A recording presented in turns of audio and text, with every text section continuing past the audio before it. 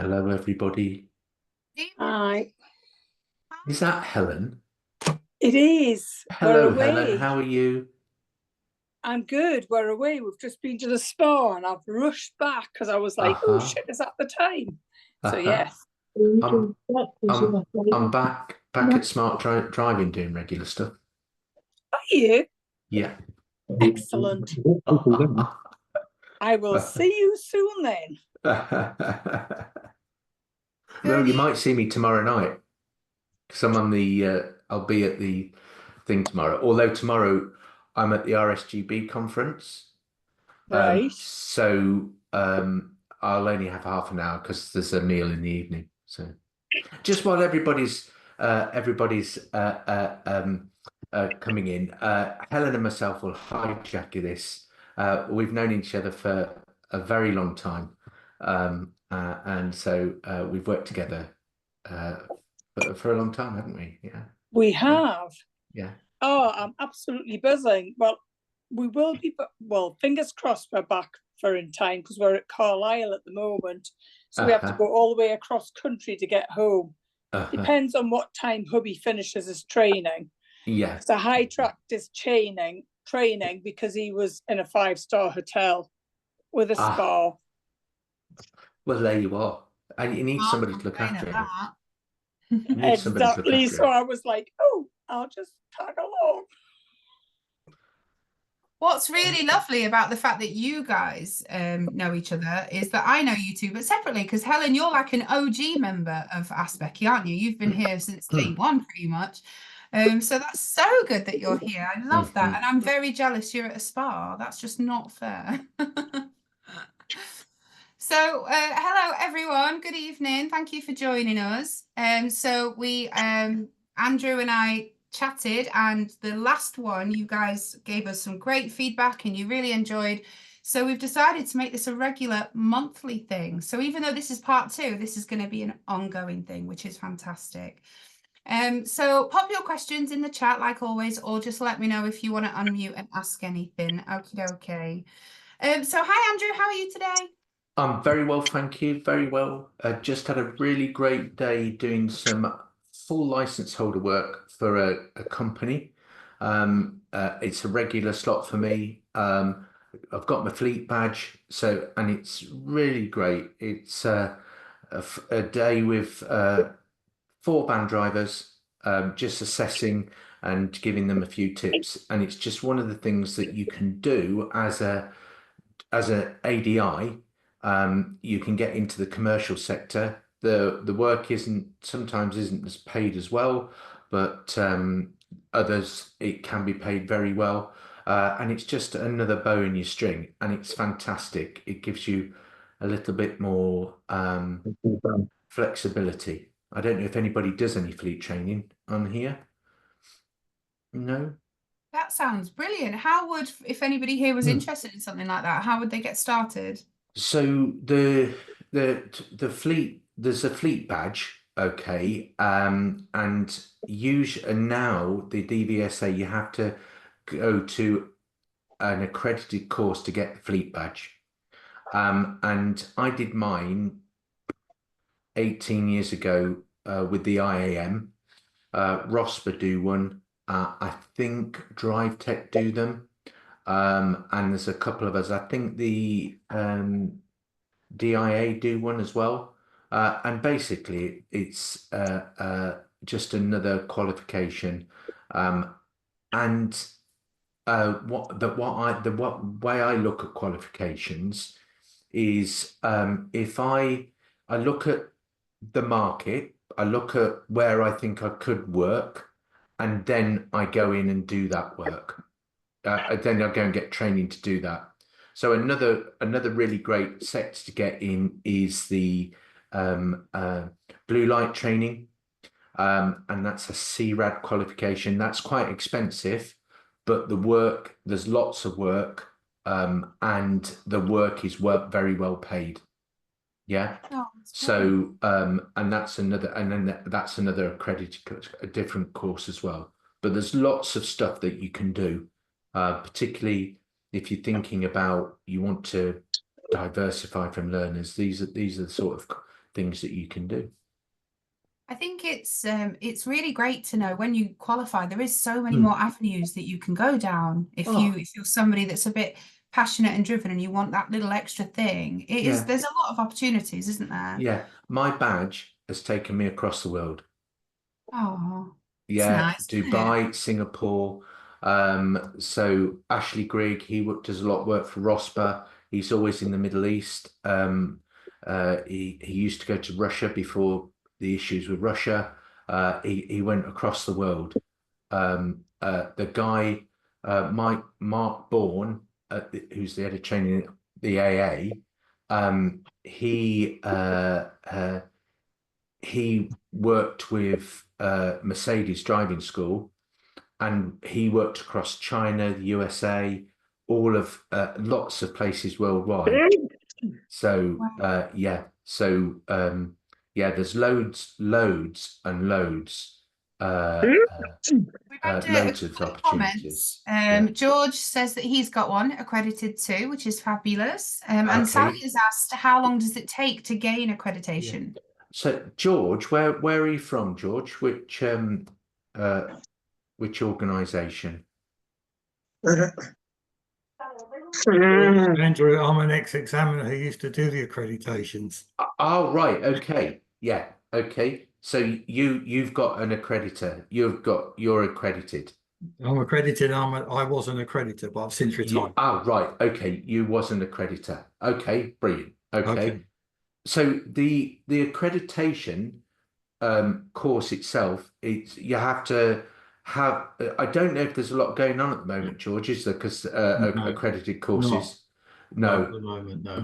But what used to happen was you had to design your course, get all your learning objectives, learning outcomes, have the course presented, and then you present it to the DVSA for accreditation. Is that correct? Correct. Yeah, absolutely correct. And it is hard work to get that accreditation, but then what it does mean is that you can then sell the fleet training courses. You can sell fleet training courses to ADIs.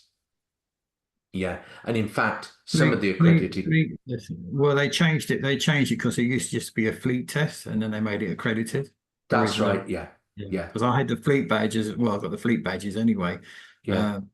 But yeah, that's how it used to be, and I used to do the fleet test as well. Yeah. Well, George, I was the very last person to put somebody through on the old Part 1, Part 2, and Part 3 assessment process via the DVSA, and I did it with Steve Beach. Oh, I know Steve very well. Yeah, and he said to me, "I've really struggled because I've had to photocopy the forms and Tipex the names out because they hadn't got any more forms." Yeah, the forms had run out at some point. They didn't reprint them. So, that's right. Yeah. And after Lisa did the test, they stopped the accreditation route.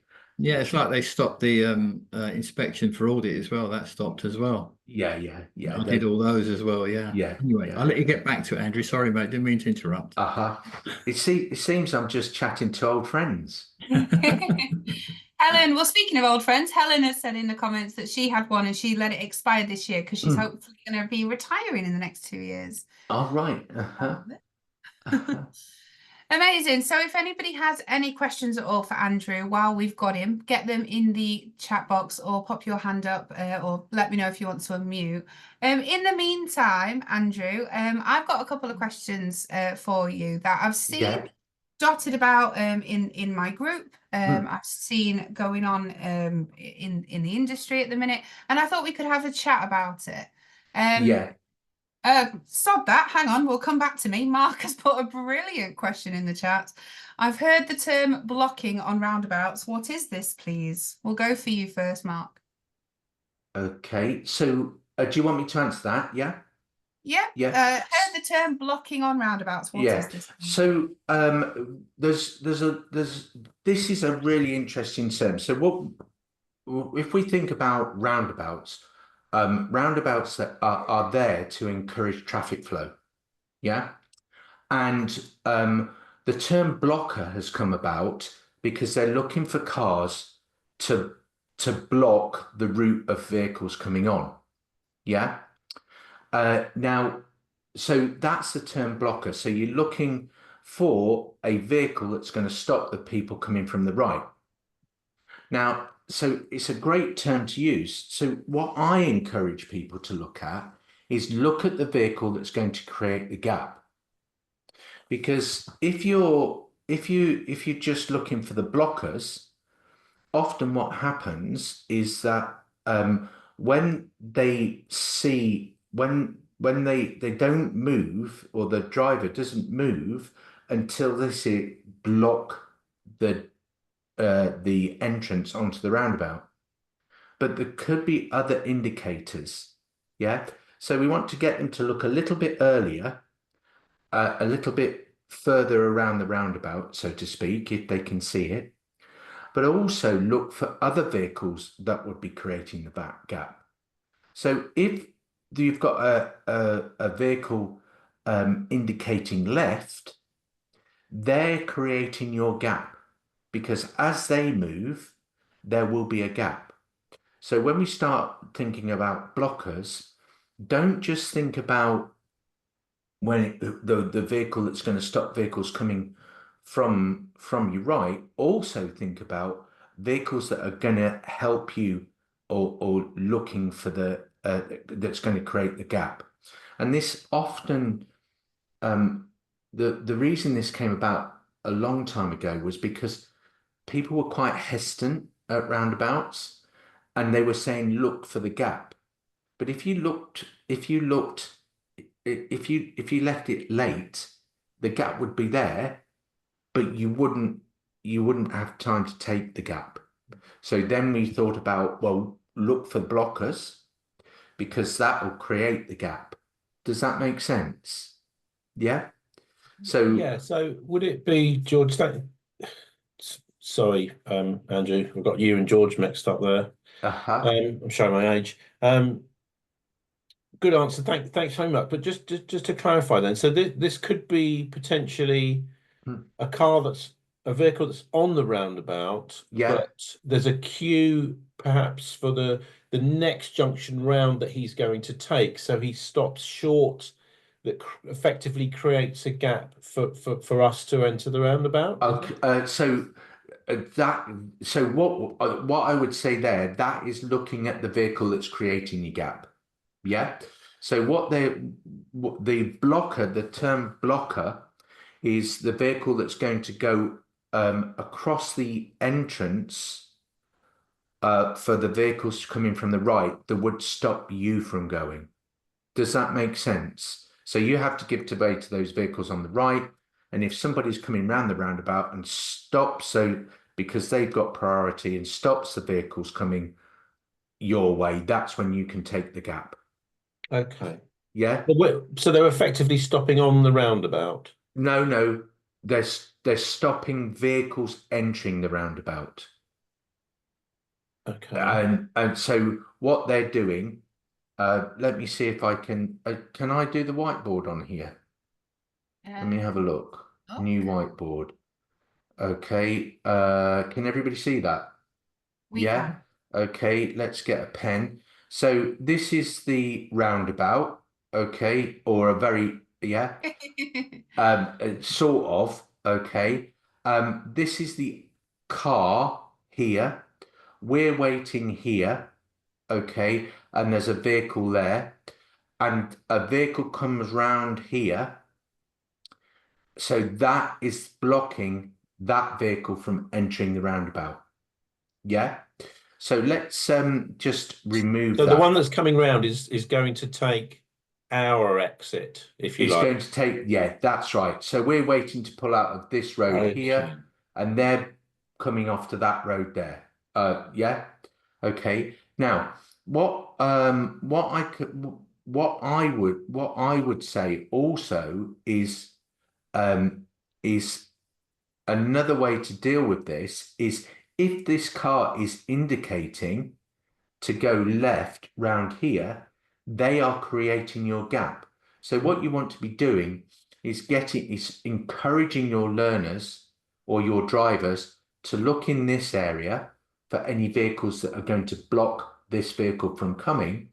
But if this vehicle's got an indicator on, okay, that's the vehicle that's going to create your gap. Does that make it? Is that easy Yeah, to it makes understand? sense. So Yeah. we're almost asking them to try to sort of anticipate, kind of almost look into the future of, don't look for the gap, look for where the gap's going to be in 2 seconds or something like that. That's it. That's exactly it. So and that's why I say look for the vehicle that's creating the gap. And Okay. another thing around that as well is think about your vehicle speed. What would be the benefit of keeping a little bit of speed or a little bit of movement as you're approaching a roundabout? Yeah, I mean, I know the answer to that one, funnily enough, because I was watching our man Bob Morton the other day Yeah. talking about that very thing. But that's going to be hard to teach a learner, isn't it? Let's keep them in the Okay. beginning at least. Let's keep it Okay. So rolling if we can. let's just think about that. So one of the things that I do when I'm working with drivers and they need to understand this is I take them out of the car and I get them to look. The first thing I do is get them to stand at a roundabout and get them to work out where the cars are going. So looking at the body language of the vehicles, where the tires are, which lanes they're in, the speed that they're coming at. Yeah. So what we're doing now is they're out of the car. So what's the benefit of doing this out of the car? This is to everybody. Well, they've got full concentration on the task. Brilliant. Yeah. So we're helping them by breaking the task down. So I get them to watch where they're going, some of the clues. So the non-verbal communications. So indicators are a non-verbal their indicators are a communication, but where the wheels are and their road position is a communication. So positioning is a communication. Then once we've got that and had a look at that, so we spend about 5 or 6 minutes just looking at that. Sometimes it takes a little bit longer. Sometimes they get it really quickly. Then what I do is turn the attention to watching the people that are coming onto the roundabout. And get them to watch where the drivers are looking. When are they making the decision to go? Yeah. So what actually is happening now is they're seeing that actually drivers are tending not to stop. And also drivers are looking early and making the decision early, and they can see they've made the decision about a car's length away from the giveaway line. Now, if also what you'll see is they adjust their speed to fit in with the traffic flow. So what's the benefit of getting people to watch what others are doing?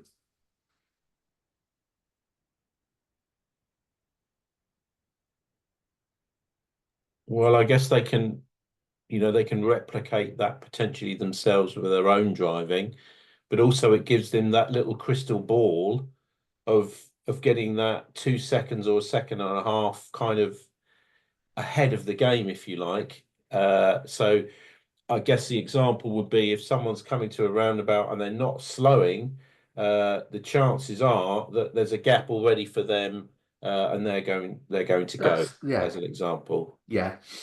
That's exactly right. And they're going to copy what others are doing. They're going to copy good practice. Yeah. And another thing that I try and do is encouraging to keep the vehicle moving, even if it's really slowly. Yeah. And we can teach that skill really early on, moving off and stopping when we're doing clutch control. I'm in an EV, so in fact, it's just about using the brake up effectively, so you can keep the vehicle moving, keep the gap, and keep the space so you can keep the vehicle moving. And what I tend to find, and this is with full license holders, with any driver really, often if people are braking sharply at roundabouts, they're not looking early enough. They're not getting preparing at the right time. So it's a late choice. So if you can encourage them to look earlier, look for where the traffic is, okay, then look for the position, look again at the traffic, look for the position, manage the speed, adjust the speed to fit in with the traffic flow. That helps reduce the likelihood of them having to stop. And the last thing I do is play stop and you give me a chocolate bar. And if they don't stop, I have to give them a chocolate bar. But because it's my rules, okay, it's a big family-sized chocolate bar that they have to give to me, and it's a little celebration-sized family bar that they have to give, I give to them. That's fair, isn't it? Perfectly so. Great answer. Yeah, it's brilliant. Thank you very much. Yeah. Can I say something? Of course you can, Rebecca. So, like, don't even have to just do it on roundabouts. Do it like that no stopping game, so you can practice it in other situations, like meeting situations, like timing it so you get the effort gap. Because I think roundabouts is like the end game, isn't it? If you like, I think it's a lot of pressure because if they get it wrong on a roundabout, they feel like they're going to crash and stuff. But well, they would in any actually. But do you know what I mean? Just putting it into other situations as well, not just roundabouts. Oh, that is fantastic, Rebecca. And that's about transferring the skills. So that skill there, okay, is about forward planning, car control skills, okay, and you can adapt those skills into any situation. And meeting traffic is a classic one, yeah. So that is a really perfect solution. Just adapt the skills for different situations. Brilliant, thank you. So we've had a comment. Hello, I have a pupil who drives forklifts. So he manages the steering wheel with a lot of confidence sometimes, realizing the steering wheel after the releasing the steering wheel after the turn or crossing his hands. How is that seen by the examiner? Can it be a serious fault if repeated? George has replied saying as long as they're in full control, it's not an issue. Do you want to elaborate? Me or George? Yeah, Andrew. Yeah. Okay, so for me, okay, this was really interesting because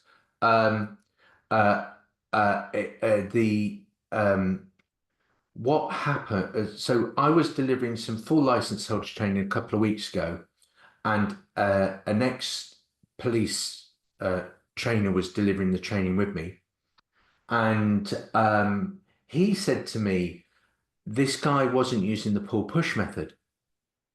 And I said, well, was he in full control of the steering?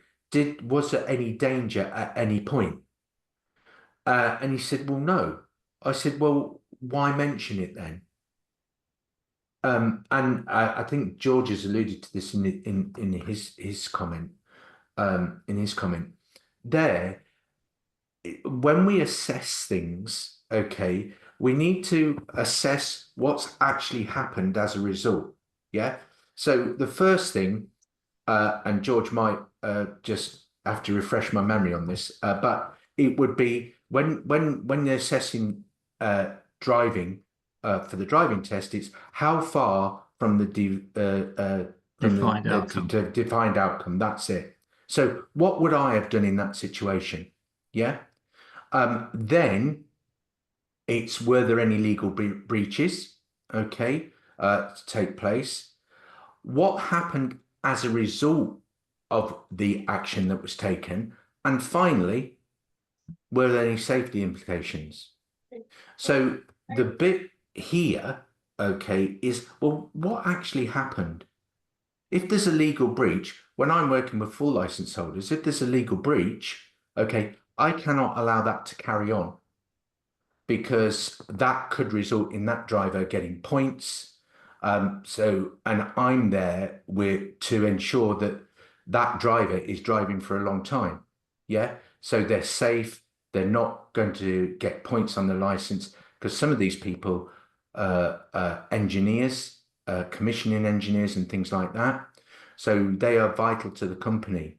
When we're thinking about L's or provisional license holders, actually, how far away from it what I would have done? Then was there a legal breach? Okay, and then what actually happened? What was a result? Was there any issues with it? Was anybody in danger? And that's often why when you sit in the back of a driving test, you'll be thinking, flipping heck, how on earth did they get away with that? Yeah, but actually, nothing, there was no consequence, there was no potential consequence of that. Yeah. With steering, what I've found with training is if you focus too much on that pull push method or that being really precise with a steering method, actually it creates more problems. And in roadcraft, there are several, so that's the police driving manuals, there are several steering techniques, and actually crossing hands is acceptable at very low speeds or very high speeds. And that can be rotational steer, and you'll see that with Formula One drivers, or pull push. Yeah, there's any number. What I prefer to do is get them comfortable with steering and ensuring that they're following the course without any inconvenience to others or making it dangerous. I think that's about it, and it's George. About right, yeah. It's an assessment. What the examiner Yeah. does, he looks at it and thinks, has he done anything? Has he caused an issue? Has he oversteered? Has he understeered? Has he lost control of the steering wheel? And if the answer is no, it's not a fault. It's not, it's an assessment. Anyone can mark a fault all day long for crossing your hands, but it's good practice to teach them the pull push method as part of their learning. But if they're not one of those that can get the hang of it and are used to using crossing their hands, but still in good control, there is no issue at all. Yeah, so yes, they can cross their hands. You can ask any examiner, if I cross my hands on the test, would I fail? The answer is no, but it depends on how much control you have of your vehicle. Yeah, so if they lose control, then it's going to be an issue. If they don't lose control, then there is no issue. Brilliant. Thank you for clarifying that. And okay, I've got a great video where I ask, so it's all around straight lining a roundabout, and I ask a number of different questions, but the first video we haven't got enough information. So sorry. Sorry, I'm hijacking no, that was fabulous. No, that was lovely. Thank you. Okay, so the next thing I wanted to pick your brain out, because there was a post in the Empathetic Instructor Training Group this week that had a lot of comments on it and a lot of different opinions, and I thought it might be good to discuss that. So somebody asked about blind spot checks and when they should be performed, and the difference between maybe a blind spot check and maybe a shoulder check in certain scenarios in different places, perhaps changing lanes, joining a dual carriageway. I wondered if we could get your thoughts on that, on what's the best practice that you would give advice to everyone here on what they should be teaching their learners. Okay, so the 6-point check. Okay, I love this 6-point check. Okay, not because it's useful, but because it's a useful discussion point. Yeah. So, for example, I will park up on a road, and it's also about vehicle type as well. But I'll park up on a road, and I'll just have a chat. Well, what can we see here? Yeah. And it could be, and often what I'll try and do is park up near a school, and where there's footpaths one side and houses on both sides. Okay, and I usually park up where I know that people can't see the car there or something like that. And then I'll start having the discussion. So what do we need to know before we move off? Yeah, sometimes there'll be a junction on the right blind spot. And I'll just say, well, let's have a look and see what we need to know. Yeah, when might we need to check the left blind spot? When might we need to check the right blind spot? Yeah. And also I'll ask, well, what road user is going to be more severely affected? Yeah, because if we just move off at low speeds and it's a car, is it really going to injure anybody? No. They might damage the car, but what about if it was a cyclist or a motorcyclist? Which one of those is going to be more injured? Yeah, so it would be a motorcyclist because they'll be going at higher speed.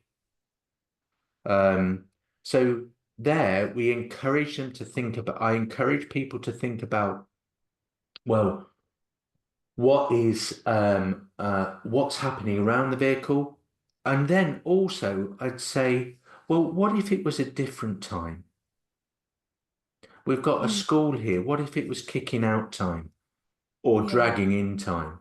Yeah, how would that change our choice?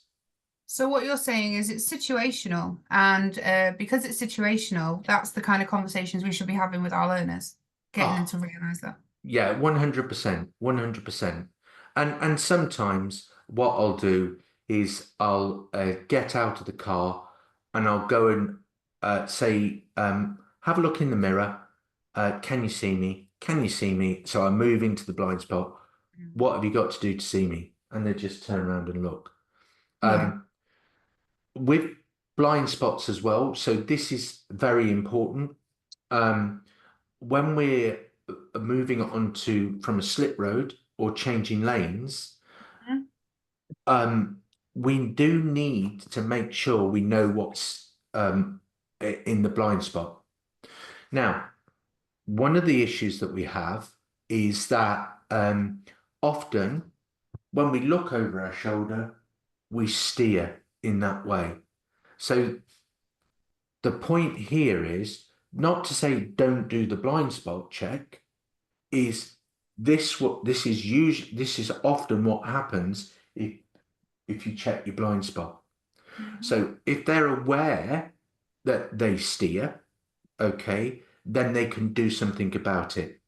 But when you do it, when you're joining at 50, 60 miles an hour, often just a shoulder glance is enough. Yeah, but we should be and when we're joining onto a dual carriageway, if you're going over a bridge, look either way to see the where you're likely to come out, what vehicles you're likely to come out in, also the speed of the traffic that you're going into. So if it's fast moving, if it's slow moving, so you know what speed you're going. So you've got more information. If you're coming up from a slip road, you can often look up and over and see the traffic coming above you, so you can filter in that way. Yeah, so it's all about taking that information as early as you possibly can. Brilliant, thank you. So I'm going to ask Mark to unmute. Mark says he wants to kind of just get involved in this conversation, if that's okay. Over to you, Mark.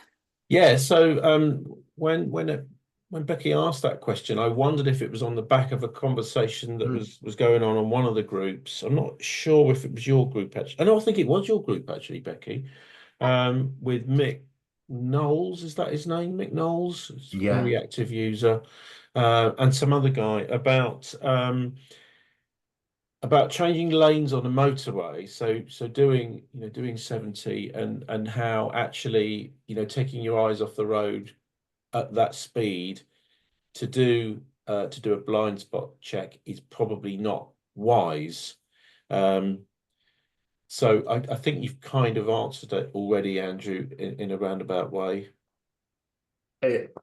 So here, okay, if you're just doing the blind spot in isolation, okay, that's dangerous because you're not being aware of the situation.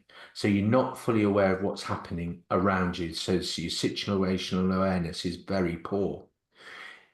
When we're moving lanes, it shouldn't just be an instant decision and go. This should be planned. Yeah. So has anybody got adaptive cruise control in their vehicle? You have, Helen. Yeah. Okay. So when we're using adaptive cruise control, often what happens is the vehicle slows down. Okay, naturally. Now, as a driver, if that vehicle is slowing down and there is space to overtake, I would then be talking to the driver about, well, let's think about this. The vehicle slowed down, it's braking. So what's that doing for fuel efficiency? Just fuel efficiency. So now let's start thinking about how we can make that vehicle more efficient, fuel efficient. Yeah. So, and the way to do that is to keep the speed constant. So what you've got to do is look further ahead so you can plan. So you know the vehicles that the hazards that are coming up, looking for the space for you to go into, but also looking behind earlier. Yeah, does that make sense? So actually what you're doing is you're planning to move into that gap when it's yours. And it was Rebecca, you said, didn't you, about you can use this skill from roundabouts into moving traffic, but this is exactly the same skill. It's about planning to keep the vehicle at a constant speed or to keep the vehicle moving. So planning and anticipation and getting to the space when it's yours, whether you're doing 70 miles an hour, whether you're doing 2 or 3 miles an hour, it's the same skills. Yeah, okay. Are you, so going back to the original question then, I mean, that I get everything you said and it makes a lot of sense. Thank you. Mark, can I just record that? Somebody said that my I'll stuff send you a makes little lots of video sense. clip of that. Yeah. So we really are we saying then, you know, I was under the impression from reading the DVSA books that, you know, it's wise to at least do a shoulder check, you know, as part of PSL on the end when you are changing lanes. But you're saying that, you know, you shouldn't need to do it if you've to use a George term, if you've updated your mirrors. So here I would never. I think a blind spot. So if you're doing 70 miles an hour, what are the vulnerable vehicles going to be? What are the Vulnerable vehicles going to be when you're doing 70 miles an hour on a motorway? All of those in front of you. What about those behind you, those motorcycles? Yeah. So they're the ones that are likely to be weaving in the traffic. So at that point, you need to be aware of what's around you before you move across. Now, it helps if you're fully aware of what's going on, but I would always recommend just a glance that way, because it's no good being really safe forward and rear if you're going to hit something. And you can lose a lorry in a blind spot. Yeah. Does that make sense, Mark? Yeah, I think so. Yeah, I think if, you know, if we're going to, if I'm going to one day hopefully teach learners on a dual carriageway, I suspect the question will be, should I be doing a little glance over my shoulder just before I move? And of course, hopefully by then they'll understand planning and awareness. I just think it would be, I'd like to be able to say yes or no. That's, I think a learner would want that, to remove that ambiguity. Perhaps, but it would be easy to say, a little glance, but it needs to be a tiny glance because we're doing 68. When I was a PDI, one of the things I struggled with a lot was that there was no definitive answer to anything. And I remember one of my trainers, I remember saying to him, but what should I be asking? What's the question? And he said, Becky, you're looking for the black and white, and there's no black and white. There is a 1,000 shades of grey, and every situation is situational dependent. It completely depends. And I think that's the thing. If you are on a dual carriageway and it's 3 a.m. and you haven't seen headlights around you for ages, you're probably not going to need to do a blind spot check there. If it's rush hour and there's a lot of traffic and you're expecting those vulnerable types of road users around you, then your awareness is going to be heightened even more.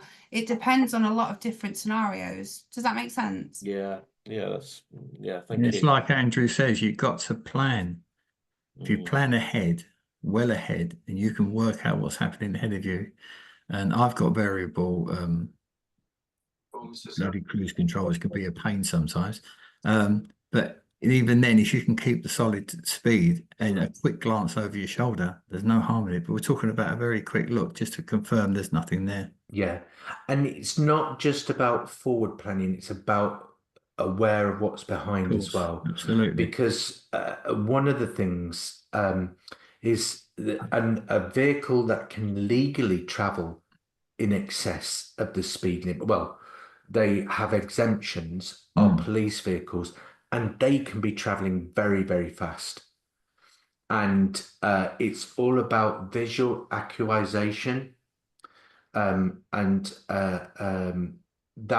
is the length of time it takes us to see a vehicle. Yeah. So it can take us up to 4 seconds to acquire that vehicle. Yeah. Dr. Sean Hellman's done some really interesting work on this. And it can take that length of time for you to judge the speed of the vehicle coming towards you. So you need to know what's around the vehicle at any stage, at any time, and particularly in the back and particularly in the front. Brilliant. So Sean's going to be at the DIA conference on the 6th of December. So he's a very interesting chap to talk to. The 6th of December is my birthday, everyone. That's a much better event. I'm joking. Are we all invited to your party then? I don't know what I'm doing for my birthday. It's a surprise, apparently. So I'll let you all know. Brilliant. Thank you so much for clarifying that, because there was a lot of comments and there was a lot of sort of misunderstanding. And I think that does lead back to I think sometimes as a PDI, you do think, okay, it's a test that I've got to pass, so there must be a right way to do it. What's the right way? How do I do it? And yeah, it's definitely not like that. Another thing that I wanted to pick your brains about, Andrew, I've seen a few people in the industry talk about this in the past week, was the praise sandwich. I know that there's a few people that have spoke about it, and it seems to be a bit confusing for some people. I just wanted to get your opinion on it while we've got you. Okay, so the praise sandwich, so I'm going to give an example of when I was receiving a praise sandwich. And this was when I was delivering a speed awareness course. And this lovely fella called Pete, and he was an ex-assistant chief constable.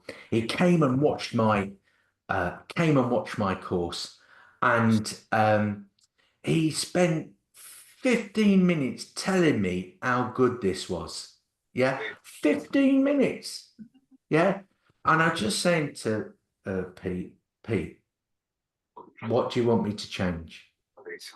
Pete, what do you want me to change? But he didn't have it in his heart to come out and tell me. Yeah. Now, clients sent, so the praise sandwich, has been a useful tool previously. However, now I know when I've done wrong. Yeah. So when you're working with a learner and they've stalled at the junction, okay, who's going to kick their butt more? You or them? They are, aren't they? Yeah. So here, now what we want to try and do is encourage them because they've got a very good idea what they've done wrong. So and often this is all about building confidence. Yeah. And so what has gone well? What have you done that's improved? Yeah. Okay. Let's think about why that improvement's taken place. What was it that you did differently from 2 or 3 weeks ago? Yeah. And now what we can start building on is, so let's think about that then. What didn't go so well and what do we need to change? Yeah. So what's it done for the size of the task by helping them think about what they've done well and then getting them to think about what they do to improve. I'm going to do this in another way as well. So I am going to whiteboard, a new whiteboard. So what I'm going to do is I am going to change the color. So I'm dyslexic, right? And when I was at school, they didn't even know what dyslexia was. I'm that old. Yeah. Oh, and by the way, why do they make it so difficult to spell dyslexia? Yeah. So what I'm going to do is what I did when I was at school. Okay, I used to learn my spellings, but we didn't know. So I spent all night learning my spellings. And this particular day, I remember that we said, "Oh, we're going to use the word easy. We're going to spell easy." So I was up all night with me mum learning how to spell easy. So I got into the class and they said, "How do you spell easy?" So I went, "Ah, right, okay. So I'm going to do it now." I'll say that's it.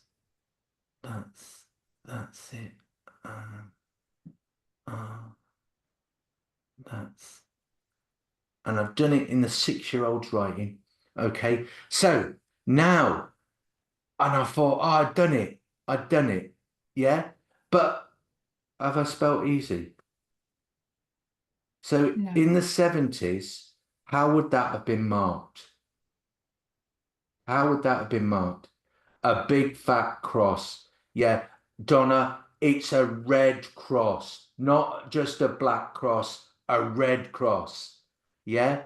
So we didn't like those red crosses. So we didn't like those. So how am I feeling now? How am I feeling? Yeah, I'm feeling really sad, am I? And how much effort have I put in to doing that? So let's have a look at another way. So let's now have a look at what I've done right. So the first thing, okay, are all the letters pretty well formed? Yeah? Yes. Okay. Have I got the right number of letters? Yes. Yeah. Have I now got have I got good space between the letters? Yeah. Yeah. Is the first letter right? Yes. Yeah. And I've got all the right letters. Is the last letter right? Yes. Yeah. Okay. So I got that right. So what have I got to do to change? Swap the middle two. I haven't even got to swap the middle two, have I? All I need to do is move this letter to there. Yeah. So now how am I feeling? better. Yeah. How easy is it to develop people if they're feeling like this? Absolutely. Yeah. Okay. What's the reason I've used the word easy?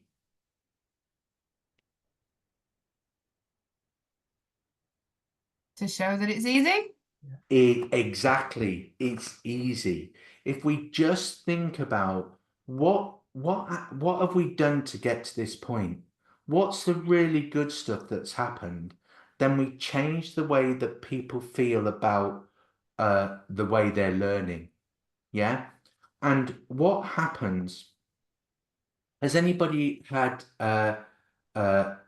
drivers come to them to learn to drive, and they're not academically, they've not been very successful academically?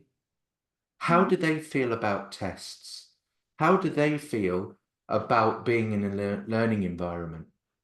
Yeah. They're not very confident. They don't like being taught. Okay. And so because we put the barriers up and we said, that's wrong. Yeah. Or you've done this well, but you've done this wrong. But it was all right because that was okay. Yeah. By simply helping them think about what they've done well, they'll work out what they need to do to make the change. Yeah. Now, I'm not saying the praise sandwich is not a tool that can be used. It's just not a tool that I would use very often, unless I was giving somebody a right old. Oh, I'm not allowed to say that, am I? Look at Helen laughing. What's your thoughts about how I've explained that? Yeah. What's the Has thoughts? anybody got any thoughts on the praise sandwich at all? Does anybody want to unmute and get involved in the conversation? I like your word, Helen. I like that you've put a little letter next to it, so it's technically censored.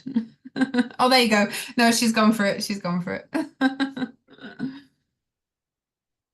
Yeah, I would agree with you. I think that when learners feel good about something, they're more likely to repeat that behaviour. I think if they're in an environment where they're feeling like they're being told off, we get a lot of learners, don't we, come to us that say, my last instructor shouted at me, and I'm certainly not saying that's the same thing, but you know, if we can help them feel good and build their self-efficacy, they're more likely to repeat that behaviour, aren't they?